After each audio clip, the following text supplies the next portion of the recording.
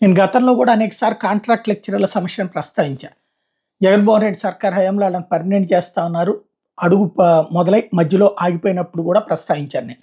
తాజాగా చూస్తే 2000 సంవత్సరం 2001 నుంచి కాంట్రాక్ట్ లెక్చరర్స్‌గా పనిచేస్తున్న వాళ్ళు గత ప్రభుత్వం 177 ప్రభుత్వ విభాగాల్లో పనిచేస్తున్న 10,117 మందిని రెగ్యులరైజ్ చేస్తామనే మాటలు నీటి మొగటలుగానే మిగిలిపోయినాయి జగన్ సర్కార్ హయాంలో అన్నటువంటిది.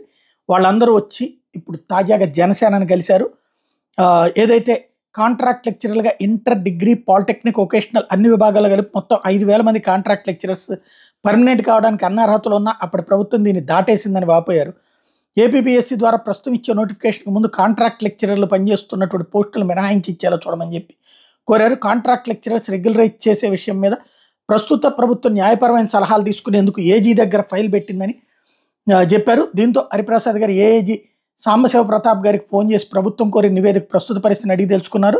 MLC Hariprasad contract lecturers regularise చేసే విషయాన్ని పవన్ కళ్యాణ్ గారి దృష్టికి తీసుకువెళ్తానని హామీ ఇచ్చారు.